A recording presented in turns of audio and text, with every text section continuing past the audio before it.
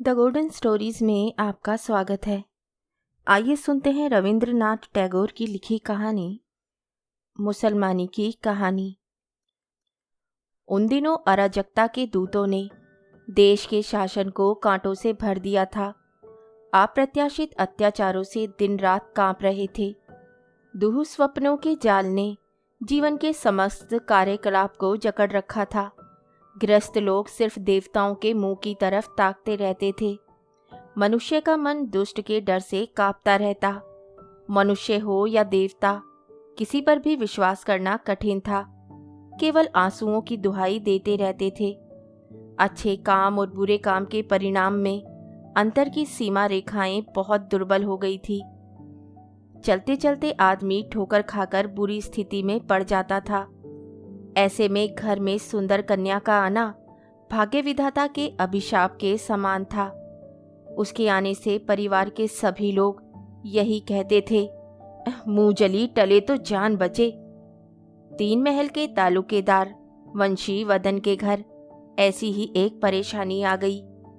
कमला सुंदर थी, माँ बाप मर गए थे। उन्हीं के साथ वह भी मर जाती तो बाकी परिवार निश्चिंत हो जाता, पर वैसा नहीं हुआ। तब से उसके चाचा वंशी बड़े स्नेह और सावधानी से उसे पाल रहे थे, किंतु उसकी चाची प्राय पड़ोसिनों से कहती रहती थी, देखो तो, माँ बाप हमारा सर्वनाश करने के लिए उसे हमारे सिर पर छोड़ गए। अब क्या हो, कहाँ नहीं जा सकता। मेरा बाल बच्चों वाला घर है। उन सब के बीच ये लड़की जैसे सर्वनाश की मशाल जलाए बैठी है। चारों तरफ से दुष्ट लोगों की नजर उस पर रहती है। अरे, मुझे तो इस डर से नींद भी नहीं आती कि किसी दिन इसी की वजह से हम डूबेंगे। पर किसी तरह दिन बीत रहे थे। फिर विवाह के लिए एक रिश्ता आया। उसके चाचा कहते थे, मैं ऐसे घर का लड़का ढूंढ रहा हूँ जो लड़की की रक्षा कर सके। यह लड़का मोचाखाली के सेठ परमानंद का मझला लड़का था। बहुत से रुपयों का मालिक था, पर यह तय था कि पिता के मरते ही रुपयों का निशान भी नहीं बचने वाला था। लड़का बेहद शौकीन था। बाज उड़ाना, जुआ खेलना, बुलबुल लड़ाना वगैरह में छाती ठोककर पैसे लुटाता था। उसे अपने धन का बड़ा गर्व था। उसके पास पैसा था भी बहुत। उसने मोटे मोटे भोजपुरी पहलवान रखे हुए थे। सब प्रसिद्ध लठेठ थे। वे सब जगह ये कहता हुआ घूमता था कि पूरे इलाके में कोई माई का लाल है जो मेरे शरीर को हाथ भी लगा सके। वह लड़कियों का बहुत शौकीन था। उसकी पत्नी थी, पर अब एक नई कच्ची उम्र की लड़की की खोज में था। उसके कानों में कमला के सौंदर्य की बात पड़ी। उसका वंश बहुत धनवान ही नहीं, शक्तिशाली भी था। उसने प्रण किया कि इस लड़की को अपने घर ले जाएगा। कमला ने रोकर कहा, चाचा जी मुझे कहाँ डुबो रहे हो? वे बोले, तुम तो जानती हो कि अगर मुझ में तुम्हारी रक्षा करने की सामर्थ्य होती तो सदा छाती से लगाकर रखता। शादी के वक्त लड़का छाती फुलाकर आया। बाजे गाजों का अंत नहीं था। चाचा ने हाथ जोड़कर कहा, दामाद जी, समय बहुत खराब चल रहा है। इतनी धूमधाम करनी ठीक नहीं है। सुनते ही उसने फिर चुनौती के स्वर में कहा, देखते हैं कौन पास आने का साहस करेगा। चाचा बोले, शादी पूरी होने तक लड़की का दायित्व हमारा है। उसके बाद वे तुम्हारी हो जाएगी। उसे सुरक्षित घर ले जाने का जिम्मा तुम्हारा है। हम वह दायित्व नहीं ले सकते, हम कमजोर हैं। उसने छाती चौड़ी कर कर कहा, डरने की कोई बात नहीं है। भोजपुरी पहलवान भी मूंछों पर ताव देते हुए लाठियां लिए खड़े रहे। शादी के बाद वर कन्या को लेकर प्रसिद्ध तालतड़ी के मैदान से निकल रहा था। रात के दूसरे पहर में मधु मल्हार नामक डाकुओं का सरदार मशाले लिए दल बल के साथ ललकारता हुआ आ गया। भोजपुरी लठैतों में से एक नहीं रुका, क्योंकि वे जानते थे कि मधु मल्हार जैसे विख्यात डाकू के हाथों में पड़ने पर कोई नहीं बच सकता था। कमला पालकी से उतरकर झाड़ियों में छिपने जा रही थी। तभी बूढ़ा हबीब खां पीछे आकर खड़ा हो गया। लोग उसकी पैगंबर की तरह पूजा करते थे। उसने सीधे खड़े होकर कहा, मैं हबीब खां हूं, तुम सब यहां से जाओ। डकैत बोले, खां साहिब, आपके सामने तो कुछ कह नहीं सकते, पर हमारा काम आपने मिट्टी में क्यों मिला दिया? पर जो भी हो, उन्हें जाना ही पड़ा। हबीब ने आकर कमला से कहा, तुम मेरी बेटी हो, तुम डरो नहीं, अब इस आफत की जगह से घर चलो। कमला बहुत संकुचित हो उठी। हबीब ने कहा, समझ गया, तुम हिंदू ब्राह्मण की लड़की हो, मुसलमान के घर जाने में झिझक रही हो। पर एक बात याद रखना, सच्चा मुसलमान धर्मनिष्ठ हिंदू ब्राह्मण का भी सम्मान करता है। मेरे घर में तुम हिंदू घर की लड़की की तरह ही रहोगी।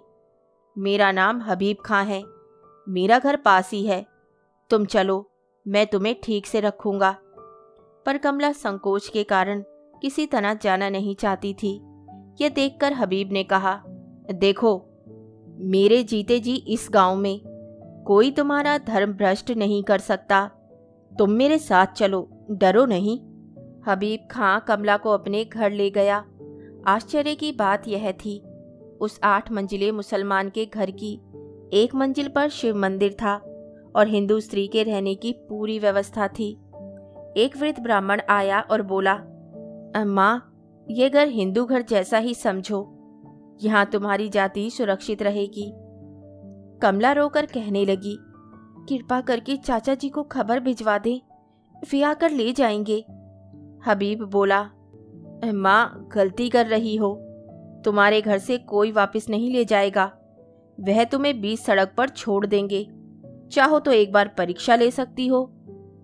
हबीब खां कमला को उसके चाचा के घर के दरवाजे तक ले जाकर बोला, मैं बाहर तुम्हारी प्रतीक्षा करूंगा। घर में अंदर जाकर कमला चाचा से लिपट गई और बोली, चाचा जी मुझे कभी मत छोड़ना। चाचा की दोनों आंखों से आंसू बहने लगे। तभी चाची ने आकर देखा और बोलने लगी, दूर कर दो इस कुलच्छनी को, दूर कर दो, सर्वनाशिनी, दूसरी जाति के घर में रहकर लौटने में शर्म नहीं आई।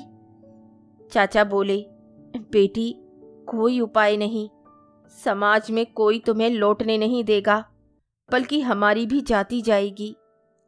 कुछ देर कमला सिर झुकाए खड़ी रही, फिर धीमे कदमों से दरवाजे से निकलकर हबीब के साथ लौट गई।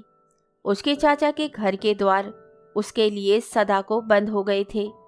हबीब खां के घर पर उसके लिए धर्म पालन की सुविधा व्यवस्थित की गई। हबीब खां ने कहा, तुम्हारे घर मेरे घर से कोई नहीं आएगा।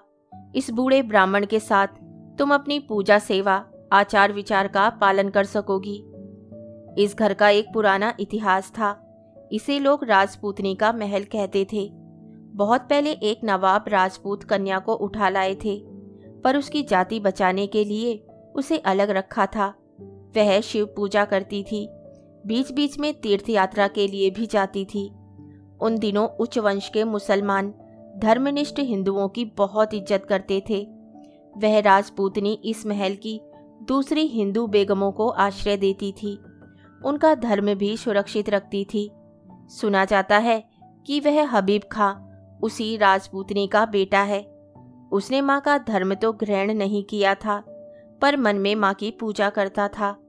वह माँ तो अब नहीं रही, किंतु उनकी स्मृति की रक्षा के लिए उसने समाज से ठुकराई गई पीड़ित हिंदू लड़कियों को विशेष रूप से आश्रय देने का प्रण उठाया है। कमला को उससे वह मिला जो अपने घर में भी नहीं मिला था। वहाँ चाची हर समय उसे कुलच्छनी, सर्वनाशिनी, अभागी आदि कहती थी। वह कहती थी कि उसके मरने पर ही वंश का उद्धार होगा। कभी कभी उसके चाचा उसे छिपा चुरा कर कुछ कपड़े वगैरह देते भी थे, तो वह उन्हें चाची के डर से छिपाती रहती थी। राजपुतनी के महल में आकर उसे रानी का पद मिला। यहाँ उसकी इज्जत का कोई अंत नहीं था। उसके चारों तरफ हिंदू दास दासी मौजूद रहते। धीरे धीरे वह बालिका से युवती हुई। घर के एक लड़के ने छिपकर उसके यहाँ आना शुरू कर दिया। मन ही मन वह उससे बंध गई। तब उसने हबीब खां से कहा, बाबा, मेरा कोई धर्म नहीं है, मेरा प्रेम ही मेरा धर्म है। जिस धर्म ने सदा मुझे जीवन के प्रेम से वंचित रखा, मुझे अवज्ञा से फेंक दिया, उस धर्म में मुझे कभी खुशी नहीं दिखी। वहाँ के देवताओं ने मुझे रोज अपमानित किया। मैं आज भी यह भूल नहीं पाती हूँ।